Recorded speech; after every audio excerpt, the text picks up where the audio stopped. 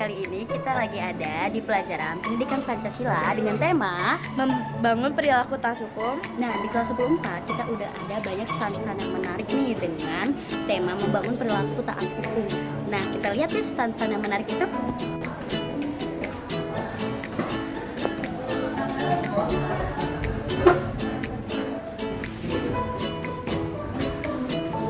Nah, yang pertama ada dari kelompok 5. Nah, kelompok 5 boleh dijelasin nih isi materinya apa? Ini kelompok kita itu membahas tentang tapi hukum dan pendalaman hukum. Nah, pengertian hukum sendiri adalah Indonesia adalah negara kesatuan dengan bentuk pemerintah republik berdasarkan konstitusi yang sah. Hukum adalah suatu tataan, kata-kataan ini merujuk pada suatu aturan untuk mencapai suatu tujuan tertentu. Hukum adalah segala aturan yang diusahakan oleh para ahli. Yang pertama ada Léon Dewit, yang dari Prancis, yang kedua ada Ernest dari Belanda, dan Prof. Bapak Meyers, dan Dokter dari CSD Ansil, dan yang terakhir dari Ernst Soso. Nah, hukum menurut bentuknya yaitu ada hukum tertulis, hukum tidak tertulis. Hukum menurut tempat bloknya yaitu hukum nasional, hukum internasional, hukum asing, hukum gereja. Dan yang lain-lainnya jangan dari sini. Selamat menjelajah di lautan. Nah, selanjutnya kita akan lihat dari kelompok 1. Halo, nah di tema kelompok 1 ini adalah kasus pelanggaran hak dan kewajiban aktor menyebabkan terjadinya pelanggaran.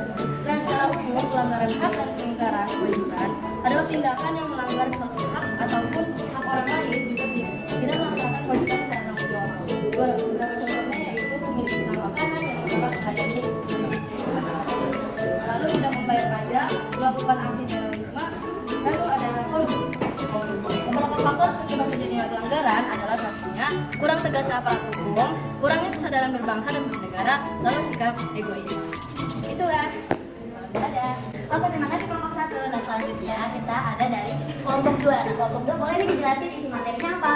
Baik, nah di kelompok 2 ini seperti yang udah ada di atas ini, nama perilaku taat hukum, yang berarti perilaku ini melibatkan kesadaran dan tanggung jawab untuk mematuhi aturan yang ada serta berpartisipasi dalam menjaga ketertiban dan keadilan dalam masyarakat.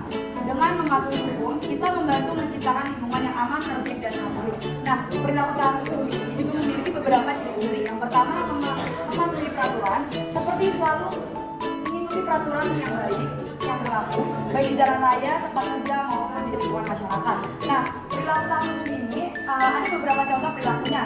Seperti di rumah, membuang sampah pada tempatnya, menghormati anggota keluarga. Nah, di sekolah, seperti datang tepat waktu, menghormati guru dan teman.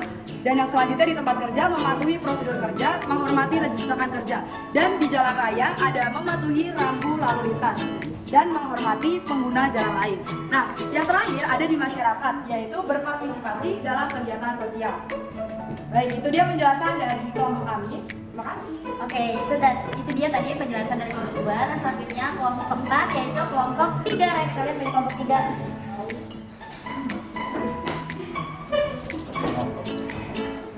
Kelompok 4 membahas tentang hubungan Pancasila dengan peraturan perundang-undangan dan perilaku taat hukum sesuai Undang-Undang Dasar. Nah, Pancasila sebagai dasar negara Indonesia memiliki hubungan yang erat dengan peraturan perundang-undangan dan perilaku taat hukum. Pancasila mengandung nilai-nilai dasar yang menjadi panduan dalam pembentukan hukum dan peraturan kehidupan berbangsa dan bernegara. Dalam penegakan hukum, Pancasila berfungsi sebagai alat ukur apakah suatu peraturan atau tindakan yang diambil sudah sesuai dengan prinsip keadilan, kebenaran, dan kemanusiaan. Pancasila menjadi pedoman dalam memutuskan apakah suatu hukum atau keputusan itu mencerminkan nilai-nilai luhur yang sesuai dengan kepentingan masyarakat luas. Secara keseluruhan, Pancasila sebagai dasar negara mengenai pembuatan peraturan perundang-undangan. Itu saja dari kelompok kami. Oke, itu dia tadi penjelasan dari kelompok 3. Selanjutnya penjelasan dari kelompok 4. Kali ini saya akan menjelaskan tentang pengertian dari membangun kesadaran hukum. Membangun kesadaran hukum adalah upaya untuk meningkatkan kepatuhan masyarakat terhadap hukum yang berlaku. Dan cara membangun kesadaran hukum, satu, dengan pendidikan, memberikan pembelajaran mengenai hukum kepada masyarakat, terutama pada generasi muda. Tujuannya untuk agar kehidupannya tertiba, keamanan, keadilan, dan kedamaian.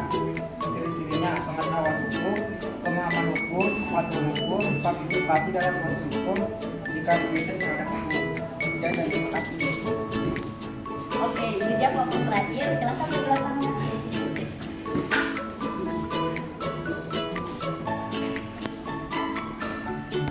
Hierarki peraturan perundang-undangan di Indonesia adalah tata urutan peraturan perundang-undangan yang menentukan tingkat kepentingan dan kekuasaan peraturan hukum.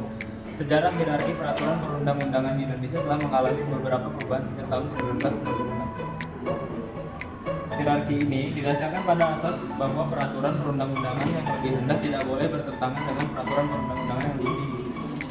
Selain itu, pembentukan peraturan perundang-undangan harus mematuhi asas-asas pembentukan yang baik, termasuk kejelasan tujuan, kesesuaian jenis, hierarki, dan materi muatan, serta keterbukaan dalam prosesnya.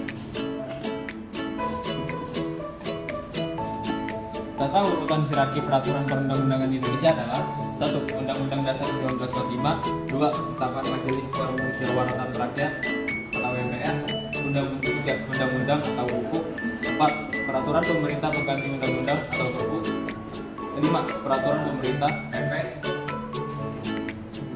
6. Keputusan Presiden, 7. Peraturan daerah Perda.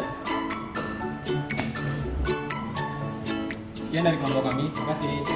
Sekian dari kelas 14 dengan pelajaran Pendidikan Pancasila dengan tema membangun budaya dan terima kasih.